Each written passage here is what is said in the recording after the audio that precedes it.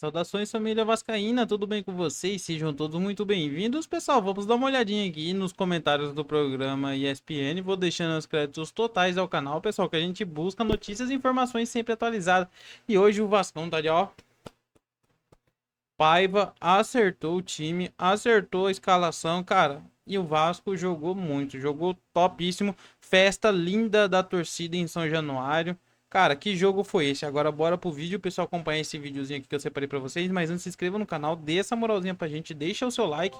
E se possível, o seu comentário também, o que vocês acharam aí do jogo de hoje. Agora bora acompanhar esse vídeo aí, pessoal. Né? Foi até uma questão no campeonato passado, a utilização ou não de São Januário.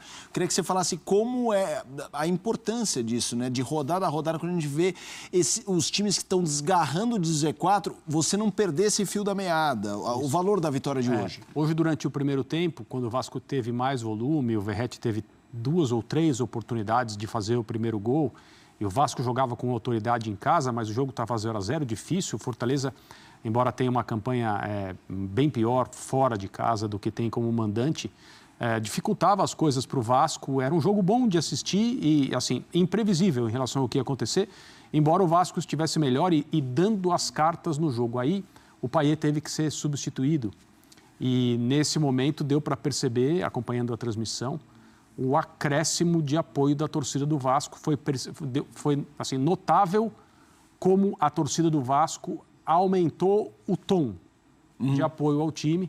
E a gente sabe que nos últimos anos, nesse ano aconteceu várias vezes, aquelas cenas tristes, né, de gente colocando o dedo na cara de treinador e jogador, os torcedores VIPs, que sempre têm a entrada permitida nos centros de treinamento, quando querem, quando não querem.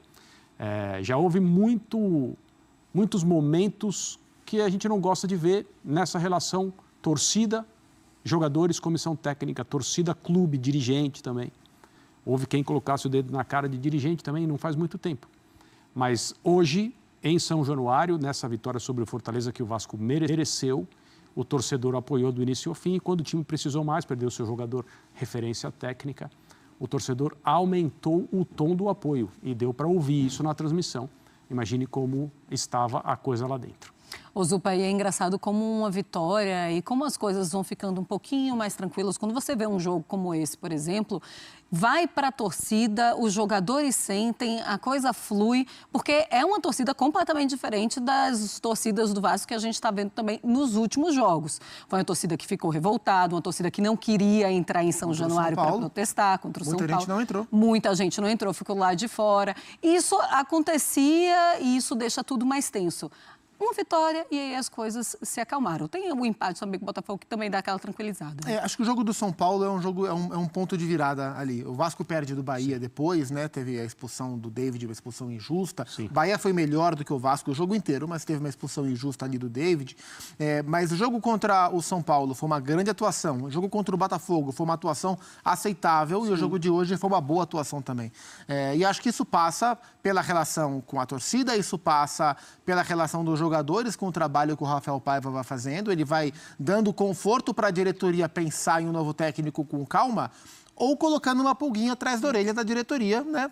O Marcelo Santana, ex-presidente do Bahia, agora assume como executivo do Vasco da Gama. E quem sabe o Rafael Paiva não merece uma chance de ficar. Ainda acho que essa discussão é prematura, ainda penso que o Vasco precisa de um treinador. Mas o Paiva vem fazendo um trabalho super honesto agora e mudando a característica do time. E eu acho que isso dá ao torcedor um sentimento maior de que esses caras estão se entregando pelo Vasco, algo minimamente parecido com aquilo que a gente viu no ano passado, no segundo turno, na era do Ramon Dias, e o time vem respondendo. Então, o Vasco, dentro de campo, era um time muito permissivo até então. O campo, com Galdames jogando mal, dando muito espaço, o Vasco não conseguia se manter muito competitivo. Com o Hugo Moura, com o Matheus Carvalho, time pegador mais, e dentro dessa proposta mais impositiva fisicamente, o David, que não é um jogador técnico, é um jogador físico. Eles sabem exatamente qual é o seu papel. Teve alguns trechos no segundo tempo, perdendo por 1-0 e com 1 a menos, de melhor organização do que o Vasco. Só que aí o Verratti consegue fazer o seu gol. E aí a coisa termina com 2-0. O Verratti tem uma coisa impressionante. Eu sou o caçula de idade Desculpa contar isso amigos, mas eu sou o mais novo desse quarteto. Mas é por muito pouco, minha gente. Pense que é por Aí muito é uma pouquinho. outra A gente não se incomoda. A gente entende você precisar sinalizar Então isso. tá bom.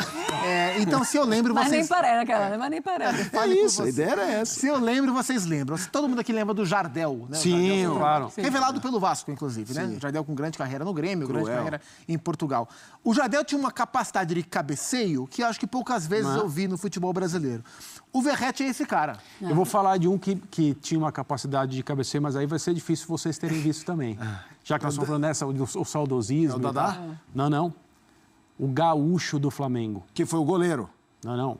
Um atacante, centroavante. Não, mas que foi pro gol naquela disputa. Foi pro gol, sim, inteira. ele, exato. Fazia gol de cabeça de um jeito, assim, de todos os jeitos e quase todo jogo. Gaúcho que é um dos fundadores do Cuiabá. Mas essa é outra história. Antes do Cuiabá virar clube imprensa. Mas essa é outra história. Eu não tenho informação do Gaúcho para dar para vocês, eu sinto muito. Me chama muito a O atenção. gaúcho que não é do Rio Grande do Sul. Como o Verratti desequilibra os jogos com os seus cabeceios. A gente viu aí, tá? Ele é o artilheiro do campeonato. Tava dando uma olhadinha nos números do Brasileirão, antes do começo da rodada. O Verratti já é o maior finalizador do Campeonato Brasileiro. O Verratti, o Verratti, o Pedro, Rafael Veiga e o Estevão. São os 4 maiores, pelo menos antes de começar a rodada. Então, o número que me chama a atenção, eu não computei os números de hoje, então antes do jogo de hoje. O Verratti tinha 37 finalizações no campeonato, é o líder. Das 37, 25 foram de cabeça. Então, ele é o maior cabeceador também. O segundo maior cabeceador tem 9. Então, 25 para 9. De 37 dele, 25 foram de cabeça. O Vasco usa muito isso, tem bons cruzadores, o Paulo Henrique de um lado, o Lucas Piton do outro, especialmente o Piton. O Payet, nas poucas vezes que está em campo, também é um jogador com capacidade de encontrar no cruzamento, numa falta ou Verratti. Mas o domínio, a predominância que esse rapaz tem, esse argentino, o Pablo Verratti tem, nas bolas aéreas, é um absurdo. É muito... Hoje, assim, no primeiro tempo, ele deu uma cabeçada que o João Ricardo fez uma defesaça e depois o Hugo Moura não conseguiu fazer o gol. E o gol que ele fez é um tiro de cabeça. Então é impressionante como ele desequilibra com os seus cabeceios. Ele é o maior finalizador do campeonato de um time que não finaliza tanto. É verdade. O Vasco não é um time que cria tanto. Sim. E tem no Verratti o grande definidor da competição. E tem esse amor, né, por essa amor da torcida com o Verratti. Todo mundo de pirata e todo mundo faz isso. Isso é muito importante para ele tem também. Fala, Mauro. Eu vim ver a altura. E é curioso, porque quando você falou do Jardel, me veio na cabeça... mais alto, né? Mas pouco. 1,88 a 1,87. Sabe por que dá a impressão que não ele sei é mais se alto? o futebol hoje é mais alto. Exatamente isso. Porque quando ele fez a sinalização do Jardel, eu pensei, mas o Jardel, sei lá, tinha 1,90, o Verratti não é tão alto. E ele é alto, realmente ele é bom de cabeça, mas ele tem uma grande altura. E olha os números do Verratti, 47 jogos, 24 gols e 2 assistências. Nessa temporada, 26 jogos, 14 gols. E no Campeonato Brasileiro, ele já tem 6 gols em 13 rodadas. André, e esse amor que a torcida faz chegar nos jogadores é algo muito importante. A gente sente isso no Payet, como o Payet faz parte desse time do Vasco, parece que ele nasceu ali e o Verratti vai pelo mesmo caminho também. Porque a torcida sabe, né, de quem pode cobrar e quais são os jogadores capazes de entregar aquilo que o Vasco precisa. Nesse momento que é sensível a situação do Vasco na tabela em relação ao potencial do time. Aparentemente o Vasco acordou mesmo, né? Naquele jogo com o São Paulo, que não por coincidência foi em São Januário. E a partir dali as coisas mudaram, o time mudou, porque o treinador que está no cargo nesse momento tem outras ideias, né? Em relação ao que era a comissão técnica anterior. E a torcida sabe que pode contar com... Agora pode contar com o jovem jogador, né? O Matheus fez outro gol. Sim. É o segundo gol dele com a camisa do Vasco. Já tem uma pequena, porém feliz história para contar. Fez gol contra o Grêmio, fez gol hoje. O gol de hoje é importantíssimo porque abre o caminho para a vitória, deixa o torcedor um pouco mais tranquilo e confiante. Então, existe aí uma situação em que a torcida sabe que pode contar com o Verratti lá na frente e talvez outros jovens como o Matheus que possam chegar para ajudar. Mas eu concordo com o Gustavo, o Vasco precisa de um treinador, não é simples, né? Porque você fica entre interromper uma sequência que é boa e cometer talvez um erro numa contratação que você faz com a melhor das intenções. Porque, né, as coisas podem não andar. E aí você vai ser criticado, mas com o Renato o Vasco estava bem, ganhava e tal, mas até quando, né? Até onde no campeonato? se pode confiar em continuar na continuação dessa onda, digamos assim. O Vasco está mudando e o Verratti é um dos caras que puxam essa mudança, sem dúvida. O Payet, quando a gente começou esse debate do Verratti, a tarde anterior, aquela que eu puxei, era falando que ele saiu aos 3 minutos, sentiu ali uma questão, e ele vem se lesionando esse ano. E, curiosamente, a gente durante os estaduais falava do peso da dupla, né, de Payet e Verratti decidindo, e como ele voltou magrinho e tudo mais... O peso dele também. Peso da dupla e o peso do... Exato. Ninguém esquece dos 9 quilos que ele perdeu. Perdeu, só que esse ano é um ano acidentado no sentido de sequência para ele, né, Zupac? Então é isso, né, torcida? Eu venho trazer para vocês aí, primeiramente aí, mais uma notícia. Vamos aqui, pessoal. O que aconteceu primeiro no jogo, depois mais uma informação. Cara, aos 14 minutos, Payet sentiu dores ali, teve que sair e JP entrou no lugar de Payet. Eu acho que foi uma das melhores atuações aí. Na verdade, uma das melhores não, foi a melhor atuação do Vasco hoje. Não porque jogou com 10, quase o segundo tempo inteiro ali. E sim porque o Vasco tava certinho, cara. A defesa funcionou, o meio de campo funcionou, o ataque funcionou. Cara, o Vasco hoje jogou demais. No Vasco da Gama, o Maicon levou um cartão amarelo no primeiro tempo ainda. E do Fortaleza, o Lucero também levou um cartão amarelo. E Hércules levou um cartão vermelho aí, direto aí. Pela entrada brutal ali. E grotesca, né, pessoal? O zagueiro ali chegou atrasado e quase levou o Adson ali para UTI.